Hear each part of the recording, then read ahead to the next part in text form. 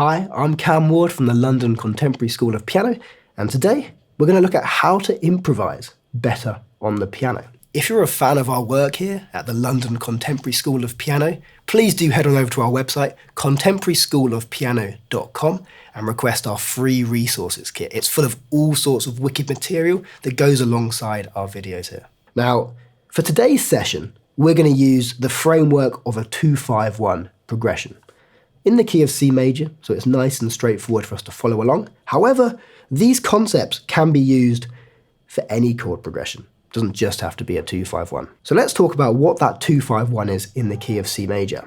Our 2 is going to be D minor 7, D, F, A, C. Our 5 is going to be G7, G, B, D, F. And our 1, C major 7, C, E, G, and B. Okay? Now, we know that all of the notes from these chords come from the C major scale, so we know we can use our C major scale to improvise over all 3 of them. However, sometimes we might feel that that's a little bit random, and our improvisation might wander and meander a little bit, rather than being truly connected to the harmony, sounding something a little like this, just running through scales.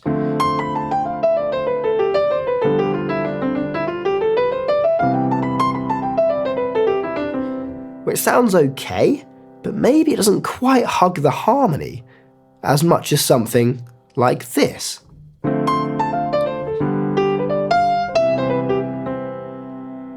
Okay, a subtle change, but we're going to go into what I'm doing there and why it hugs the harmony that little bit better.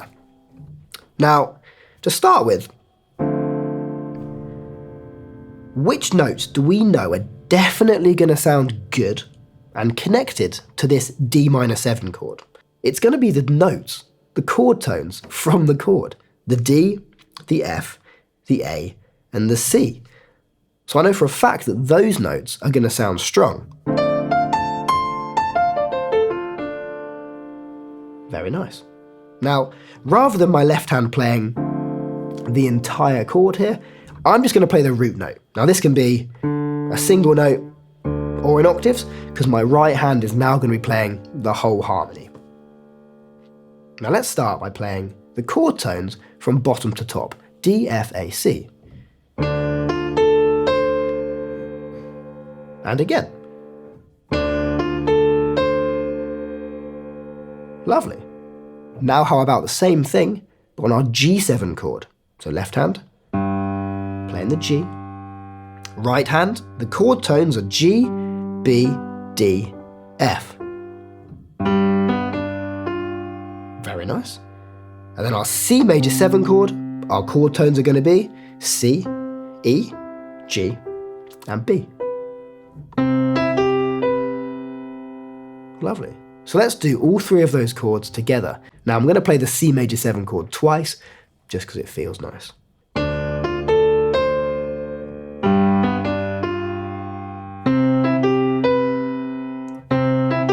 And again.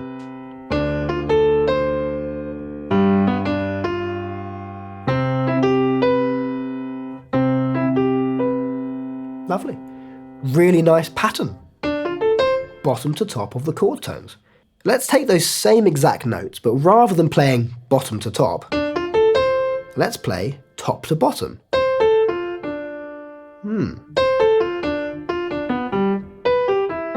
Interesting. With the left hand.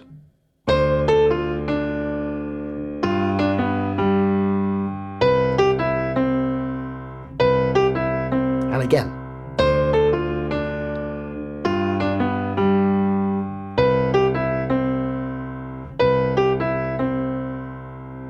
Lovely. What if we stick them both together? We play up the chord tones and then down the chord tones.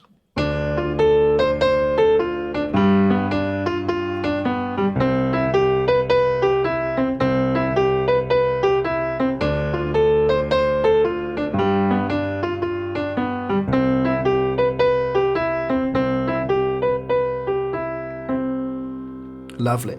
Let's do one more pattern. Rather than going bottom to top or top to bottom, let's go third, root, fifth, 7.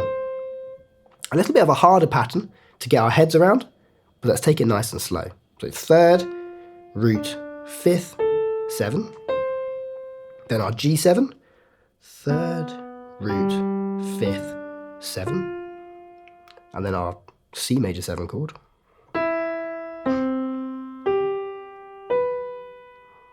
Let's do it with the left hand.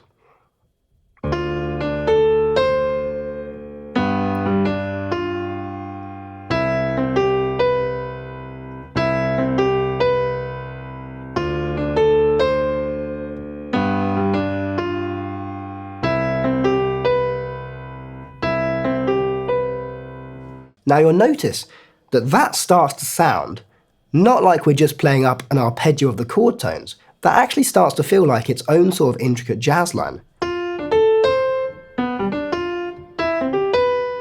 And actually, you can play around with loads of different combinations. It doesn't always have to be the same pattern you use. What happens if I mixed it up?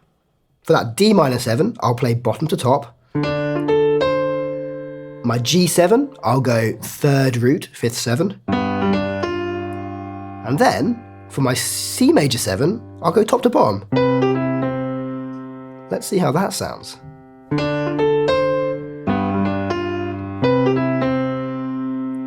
Very nice. Let's do it one more time.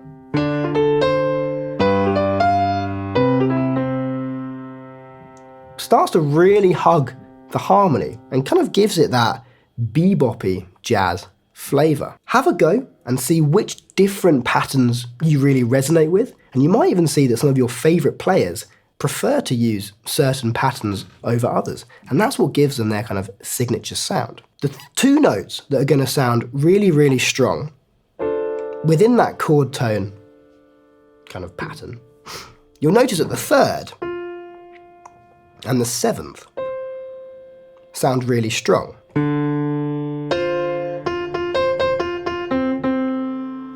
Now the 3rd and 7th of a chord are what we call its guide tones.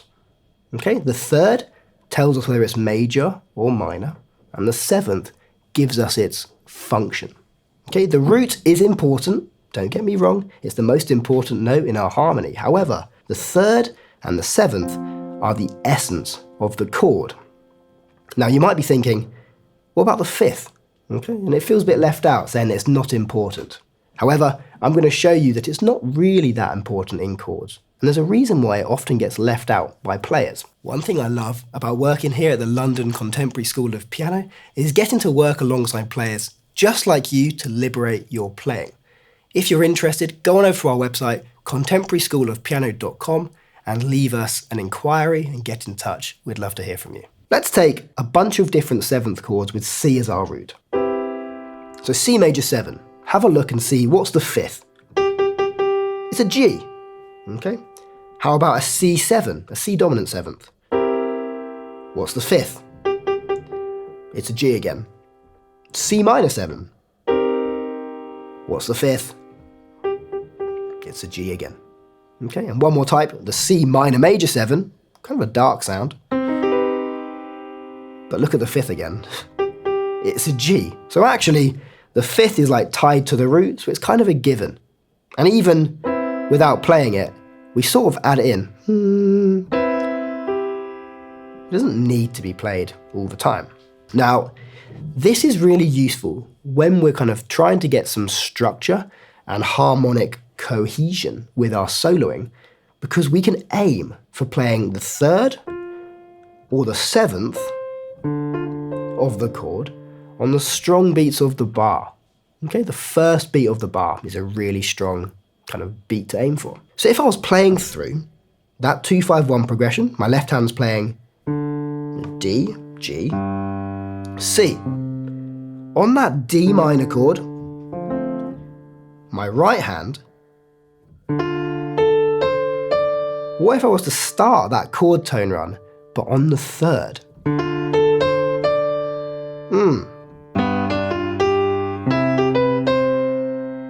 Really nice, it really hugs that harmony, and that 3rd sounds extra strong.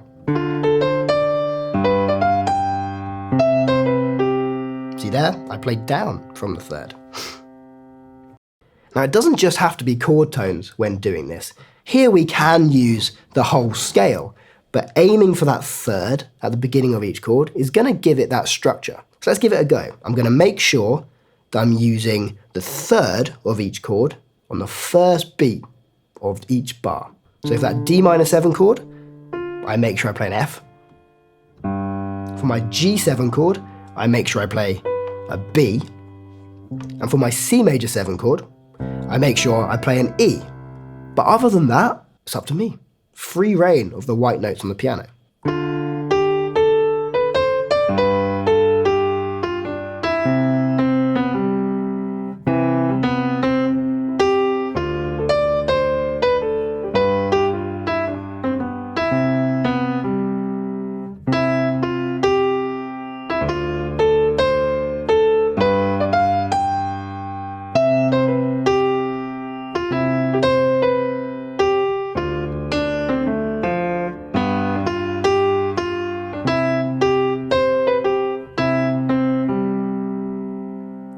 Notice how much stronger that soloing felt, just as I was going through those goalposts of the third.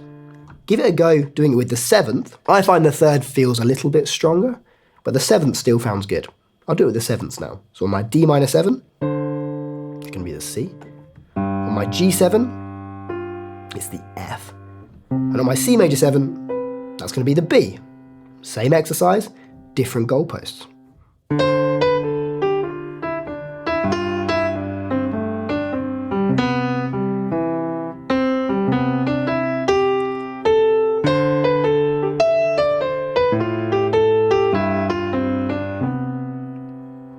Now, those guide tones sound really good. They sound really strong, but you might feel that it still sounds a little bit vanilla. We're just using the notes from the scale, which would be correct. We have just been using our C major scale notes. Now, you'll listen to a ton of your favorite players and they'll be using chromaticism. They'll be using notes outside of the scale and you'll be thinking, I want to include that in my playing. So we're going to add a little trick here, which is a way to play them. Now the technique we're going to speak about is something called an enclosure. Now, what is an enclosure? To start with, we need a target note. A target note is a note we're aiming for, and we're going to use the guide tones as this target note.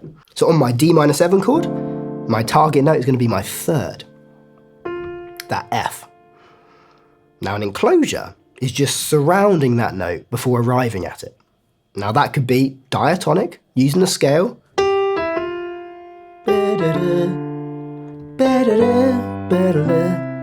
lovely, sounds good. However, we want to add some tension, some chromaticism in there.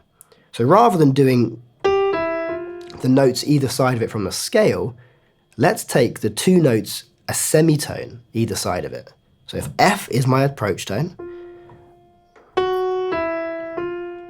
F sharp or G flat, E, F. Then if I'm approaching my B, for my G7, I'm going to go C, B flat, B. And then if I'm approaching my E, the third of my C major 7, I'm going to go F, E flat, E. So have a listen to how that sounds by itself.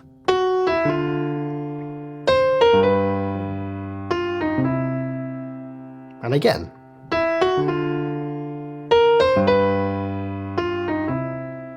Now you'll notice I switched up between going bottom top to the note or top bottom to the note. Doesn't matter. Now you'll notice that when I'm playing this, I'm still making sure that I'm playing that guide tone on the strong beat of the bar, on beat 1. So those kind of notes that I'm enclosing it with are going to come just before. 1, 2, 3, 4, 1, 2, 3, 4, 1, etc. Now, there's no reason why we should think that these notes should be being used to improvise in the key of C major. However, it works because we've got this tension and then the release is really satisfying when we play that guide tone, that third, alongside our chord. So let's incorporate that enclosure that semitone either side of the note, with playing a line using the notes from the C major scale.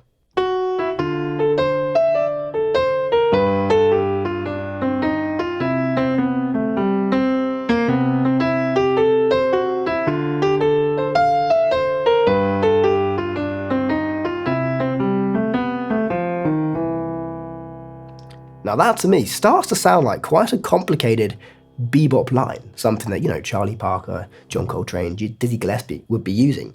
But you can see where it's come from. All I'm doing is aiming for the third or the seventh on the strong beat of the bar. I'm then using the notes from the C major scale around that to kind of flesh out the rest of the line. But to get that interesting chromaticism, I'm going to approach the guide tone. Really quite cool.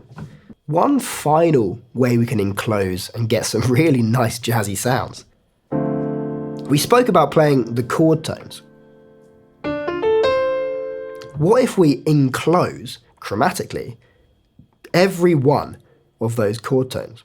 So for my D minor 7, I'm going to enclose my D, then my F, then my A, then my C.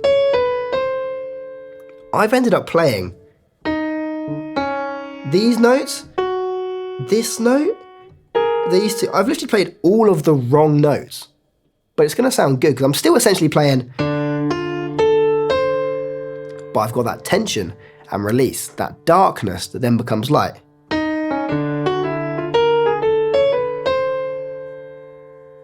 Let's try that with the whole progression.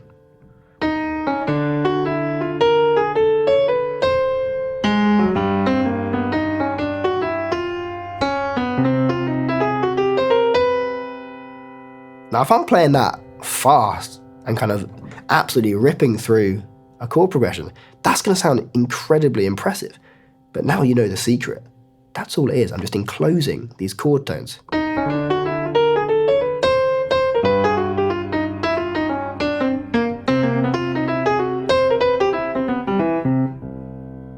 Okay.